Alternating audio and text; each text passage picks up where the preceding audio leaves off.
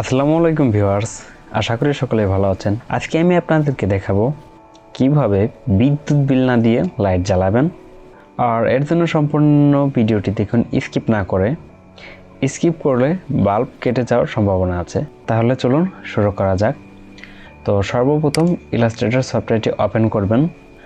Open করার পর আমি একটি ব্যাকগ্রাউন্ড নিচ্ছি। ব্যাকগ্রাউন্ড নেওয়ার জন্য এখানে অনেকগুলো টুলস দেখতে পাচ্ছেন। এখান থেকে ইলিপস টুল সিলেক্ট করবেন।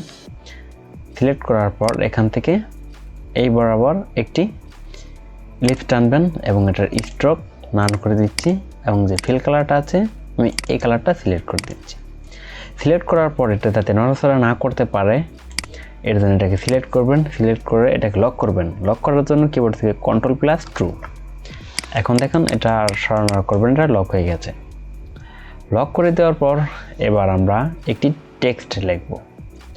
টেক্সট লেখার জন্য এখান থেকে টাইপ টুলে গিয়ে এখান থেকে আপনি টেক্সট টাইপ করবেন।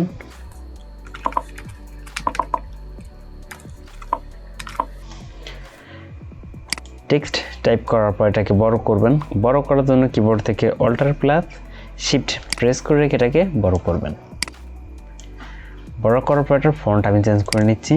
এখান থেকে আমি পপিনেস ফন্টটি ব্যবহার করব। তো আমি পপিনেস বোল্ড এই ফন্টটি ব্যবহার করছি। এবার এখান থেকে অ্যালাইন করে দিচ্ছি। অ্যালাইন করে নেওয়ার পর প্রথমে এটাকে সিলেক্ট করবেন। সিলেক্ট করে মাউসের রাইট বাটন ক্লিক করে এখান থেকে ক্রিয়েটে আউটলাইন করে নেবেন। ক্রিয়েটে আউটলাইন করে নেওয়ার পর এবার আবার চলে যাবেন এখান থেকে রেক্টেঙ্গেল টুলে এবং এই ফন্টের মাপ অনুযায়ী একটি রেক্টেঙ্গেল টানবেন। রেক্টেঙ্গেলটি টানার পর এবার দেখতে পাচ্ছেন আমাদের ফন্ট যেটা আছে সেটা নিচে পড়ে গেছে। তো সেটাকে কিভাবে উপরে উঠাবেন? তো এই শেপটাকে সিলেক্ট থাকা অবস্থায় মাউসের রাইট বাটন ক্লিক করবেন। ক্লিক করার পর এখান থেকে অ্যারেজ থেকে সেন্ড ব্যাকওয়ার্ড। এখন যদি আপনারা দেখেন আমাদের ফন্টের কালারটি চেঞ্জ করে দিচ্ছি। তো এবার আমাদের ফন্ট উপরে উঠে গেছে। তো এবার দুটো সিলেক্ট করবেন। সিলেক্ট করে এখান থেকে অ্যালাইন করে দিবেন। অ্যালাইন করার পর এবার এটাকে নিয়ে যাবেন অপারেশন থিয়েটারে কাটাকাটি করার জন্য। তো সম্পূর্ণটা সিলেক্ট করবেন। সিলেক্ট করার পর এখান থেকে পাথফাইন্ডার টুলে চলে আসবেন। এখানে যদি আপনাদের পাথফাইন্ডার টুল না থাকে তাহলে আপনারা উইন্ডো থেকে এখান থেকে পাথফাইন্ডার নামে একটি অপশন আছে, সেটি সিলেক্ট করে দিবেন। পাথফাইন্ডারে আসার পর এখান থেকে দেখতে পাচ্ছেন ডিভাইড। তো এখান থেকে ডিভাইড করে দেবেন।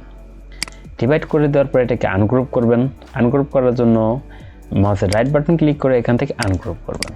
আনগ্রুপ করে নেওয়ার পর টেক্সটগুলো লিখেছিলাম এই সাদা অংশটুকু আমরা কেটে দিব। সিলেক্ট করে ব্যাক স্পেস। তো এইভাবে সবগুলো কেটে নেবেন। তো কাটাকাটি শেষ। এবার সবগুলো একসাথে সিলেক্ট করবেন। এবার হলো আপনার Ctrl দিয়ে গ্রুপ করবেন। এটার কালার আমি ব্যাকগ্রাউন্ড কালার দিই। ব্যাকগ্রাউন্ড কালার দিয়ে দেন, এটাকে সিলেক্ট করবেন এবং কিবোর্ড থেকে আই প্রেস করবেন। আই প্রেস করলে এখান থেকে অটো আই ড্রপার সিলেক্ট হবে। এখানে একটি ক্লিক করলে এবার যদি বাইরে ক্লিক করেন তাহলে আর কিছু খুঁজে পাবেন না। এবার আপনার টেক্সটগুলো অন্ধকারে হারিয়ে গেছে। এবার কিভাবে এটাতে লাইট ইউজ করবেন এবং লাইটিং করবেন? তো লাইটিং করার জন্য এখান থেকে আবার চলে যাবেন আপনারা রেক্টেঙ্গেল টুলে সিলেক্ট করবেন এবং একটি রেক্টেঙ্গেল টানবেন।